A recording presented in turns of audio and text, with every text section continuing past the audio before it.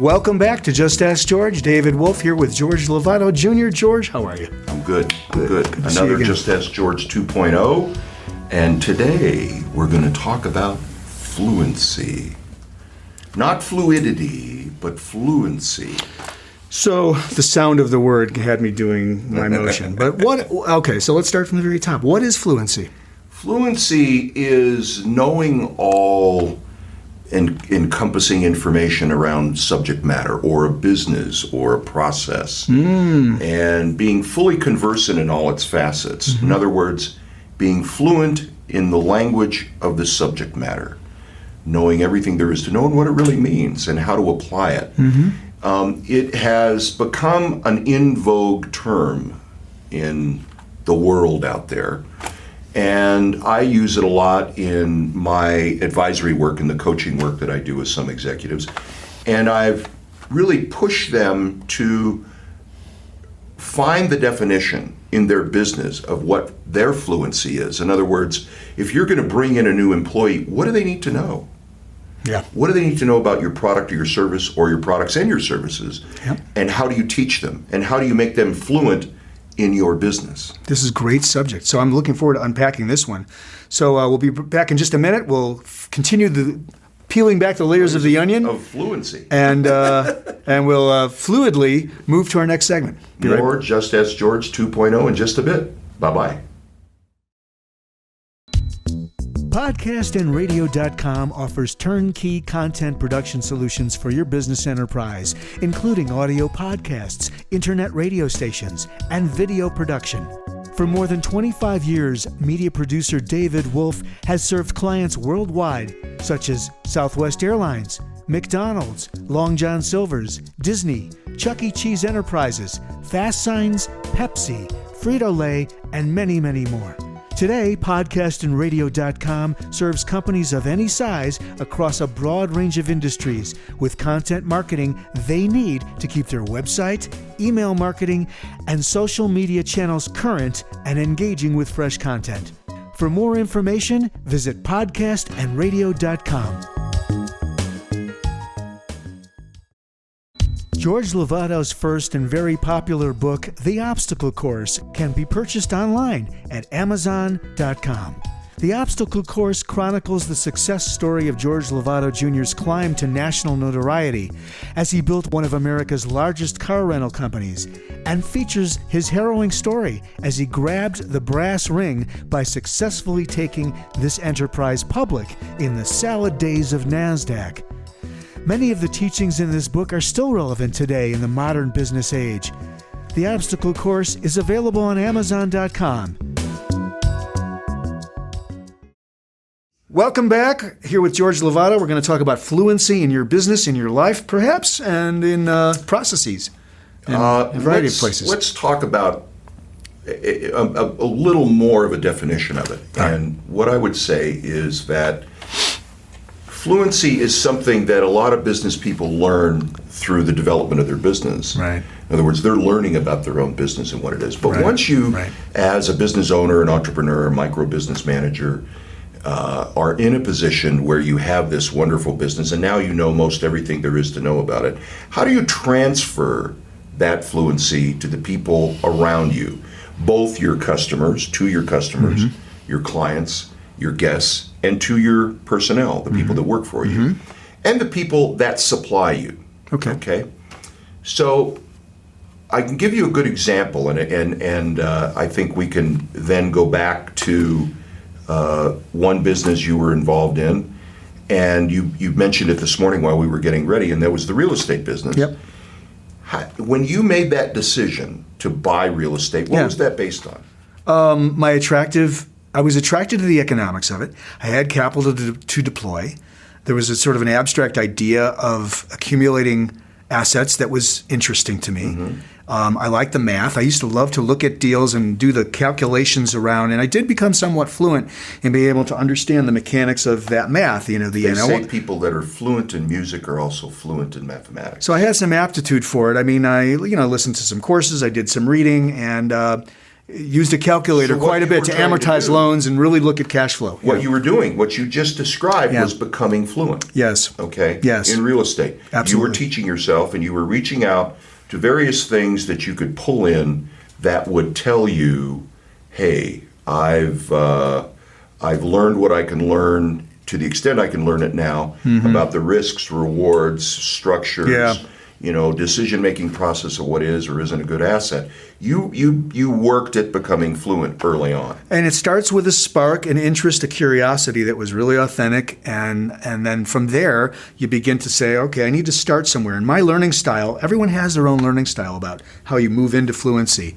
For me, I mean, with both the real estate and aviation, I think it was a similar type of process for me, where I just had this fascination with it. Airplanes is an easy thing to get fascinated for a lot of us. So that was an easy one, but it starts with this sort of abstract, I like that, I'm not sure why I like it, and then a bravery about going in and saying, I want to learn everything there is to learn. In the case of aviation, of course, there's licensing, and there's a lot of FAA There's stuff. a lot of study. There's a lot of study. learning, a lot of study. And in that particular case, you've got your life in your hands. So it has a profoundly You can't different. pull over at 10,000 feet. It's a take break. profoundly different kind of fluency that's required, because you're protecting your passengers and your life, and safety is everything. So slightly different than real estate, certainly, but and music for me was a different kind of a step into That it. was sort of a bank of knowledge and talent being built up over a long period of time. Yeah. In the case of real estate, it was a relatively modest amount of time that you Right. spent. Right. And then you went out and you made some decisions and you made some investments. Yeah. Okay. Yeah. Now, after you made those investments, Mm-hmm.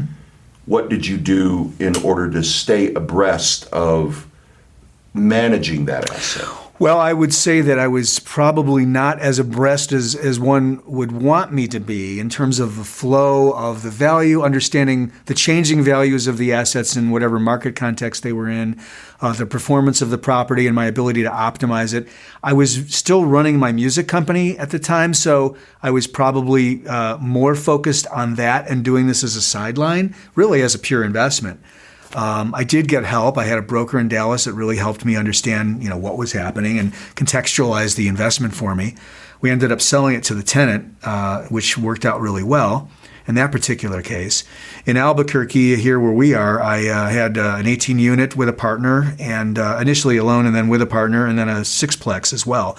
And we did pretty well on the sixplex. In fact, the exit for that one was quite good. But again, this isn't something I was controlling. It was something that I had the ability to learn about when the exit should be based on what understanding of the market I had and the broker that I was working with at the time, who was very fluent in both the market exactly, and in a the way that I assets. couldn't possibly be. Right. So, So let's now fast forward to David Wolf 2.0, and here we are in this new business of web marketing and production, both sound and video, audio and video. Yeah. And so there is some pre-existing information that you cataloged, that you've been cataloging all along.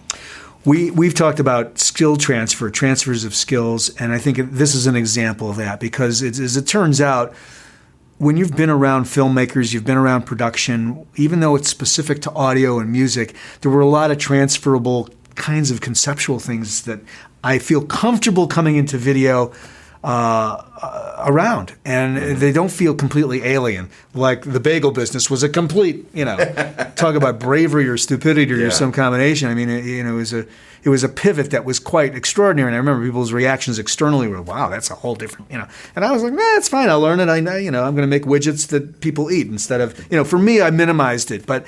It's easy to minimize it when you have this entrepreneurial kind of mind. Well, the way I put it is, yeah. I always used to tell people, or people used to tell me, when I was in my early 20s, when I started the rental car business, do you realize how your competition could just put you out of business like that? Yeah, right. And I minimized it. I'm too small. They're not going to pay attention to me. But as I began to grow that business and I began to become a player, and grew to the seventh largest. Then all of a sudden, it was, my eyes got real big, and I said, "Wow, I'm playing with some guys that really could put me out of business if they wanted to." But that said, as time went on, I was becoming more fluent, not only in the business of renting cars, but in the business of strategies and marketing strategies and planning strategies with respect to inventories and all that. I was being mentored by some top guys in the industry. So my fluency in that case was real-time learning, okay? Which I don't recommend, by the way. Don't ever do that if you can avoid it, because it increases the risk exponentially. This is what I went through with bagels. Right, Absolutely. Exactly. You have the same experience I did.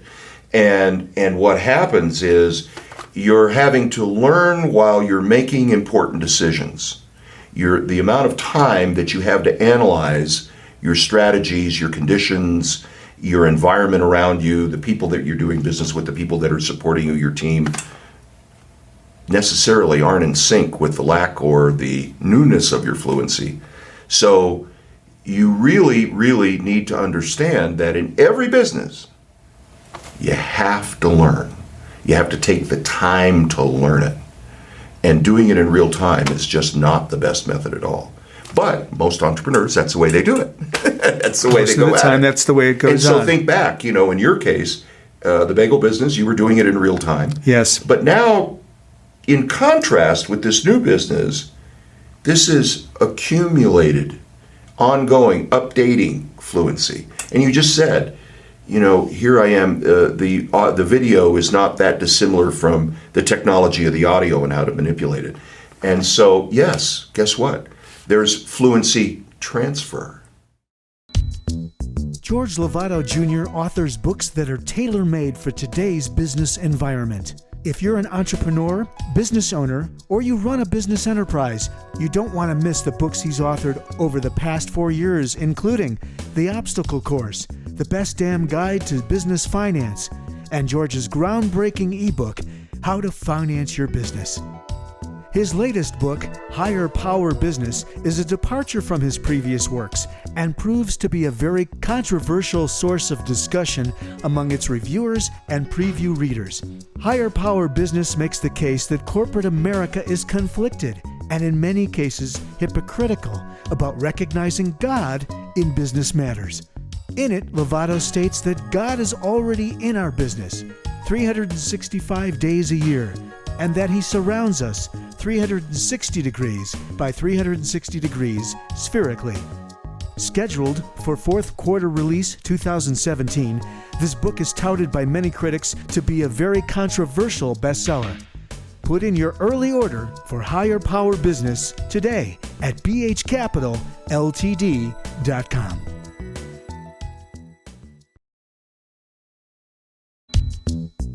BH Capital Limited is celebrating over 30 years of providing proactive finance and management solutions for American enterprise.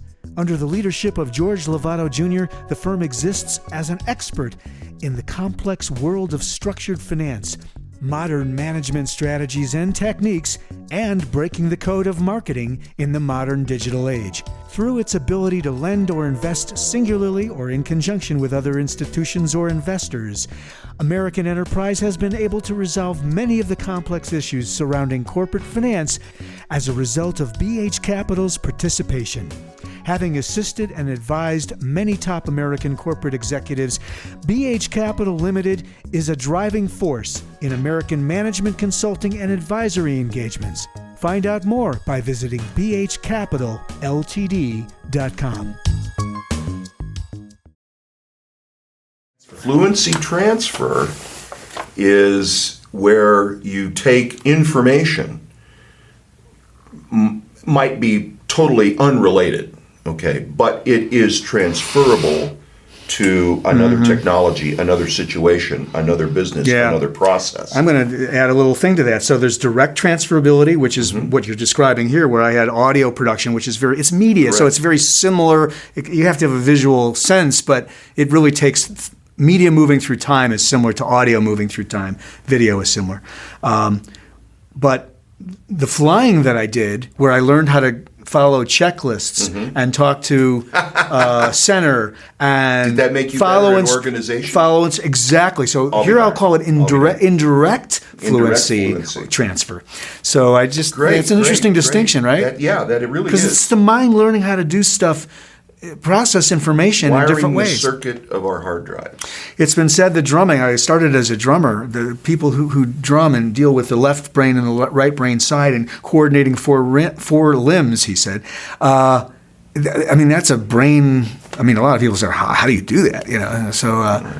I've heard you play. So. Now, there's musical transfer too. So piano players can do that, or drummers can go and Right. transfer to piano. Now, horn players, it's a whole other different story I because think it's they a lack different set lot of chops. Oxygen in their brain. Yeah, I think that the back pressure can cause some issues. But we digress. We digress. So let's talk a little bit now about how you transfer that fluency to other people. So let's first talk about what did you do or what have you done recently with this new business in letting people know in your first presentations that you're fluent in this business. Oh, so you're talking about as a business owner doing media production, in my case, how do I transfer that? How do I convey that and communicate to people? Right. The best way in the media business is to show them what you've already done. It's the reel, it's the demo reel, it's the sizzle reel, it's what have I done already that can give them an indication that I know what I'm doing. So some of it happens from a consultative conversation I might have with them, George. Some of it happens from the proof of stuff. So in my case, I've got a lot of music and audio, proof of product stuff. I've got a lot of audio and a lot of client names that I can throw out and say, yeah, I worked with all these different people, and there's credibility. You're talking about building credibility and authority, which also happens online, as we all know. I know we're going to do a show about that as well. Yes. But in my case, there's a little bit of a ramp on the video side because there isn't as much of a body. The body of work is not as sizable. So, I've got to do a little bit of transfer of, well, look, I've been around filmmakers. I've worked in this industry for many, many years. This is easy. And when I don't know what I don't know, I get help.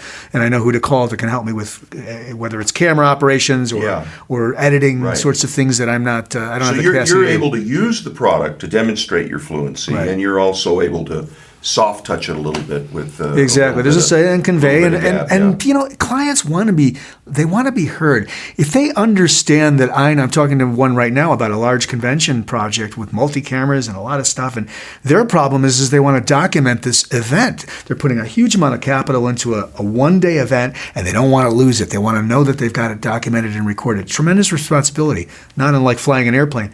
So I need to convey to them that they can be confident and secure in knowing that we're not going to lose anything. We're going to get it all. Because you're fluent in the planning. Yes. Okay. Now, think back. What are the things that you've done that have allowed you to assist your employees in becoming fluent in your product or service across the bandwidth of Well, I have to think back to, experience? I'm going to start with the guys that mentored me because we all need great mentors. So take you back to 1981. I was a 21-year-old guy entering the jingle business or the music production business in Chicago. And I'm fortunate enough to generate a few demos. Ultimately, one of them is good enough to get hired as an apprentice with a guy named Dick Marks, who died several years ago, Richard Marks' father, pop star. And Dick was the guy that wrote Snap, Crackle, Pop, Rice Krispies. So we did Marlboro and all the critters with Leo Burnett Agency. And this was a guy that was doing exactly what you're talking about, because I think he did a better job than I probably ever have done, certainly in the music business. This is a guy that had, at one point, 20 writers working under him. He was the head guy, and these guys were writing songs. Some of them were arrangers. Some of them played on the sessions. But he had an office. It was a structure that we don't see anymore in that business where he's constantly giving them feedback about the quality of their work, the collective ability to sell it to a client, its effectiveness in terms of sell. He's teaching them how to compose. Teaching them how to compose, how to be what works, what's hot, what's not, so on and so forth. Yep, there's some trending in that business that. So you learned a lot from Dick. And I found myself kind of what I'll call imitating him as I went into the Dallas market as a really still very young. I mean. But I was almost taking on the experience that I had sort of absorbed from my exposure to working with him. And I think that the musicians and the engineers and those that I was in contact with felt that that sort of DNA that I have, or the memory of having been around the big guy in Chicago. So here you go. Here are our takeaways for our show today, and our fans out there. Just Ask George 2.0 is fluency takes on many different forms. The way we become fluent can be from mentors, people around us, learning, seeking information, as Dave did in the real estate investment business, being mentored. We can become fluent through a matter of different forms. Now, that fluency in whatever that is, a project, a business, a product, a service, a situation, can be transferred to people that you work with, your employees, your clients, as we talked about, how you demonstrate your fluency to your clients. That takes on many different forms. But the number one takeaway today is be fluent. Take the time to be fluent, because if you are, then that fluency adds value. Ta-da. There it is. You like that one? I can't top it anymore. Just Ask George 2.0, George Lovato Jr., David Wolf. We'll see you next time. Thanks as always for joining us. Bye-bye.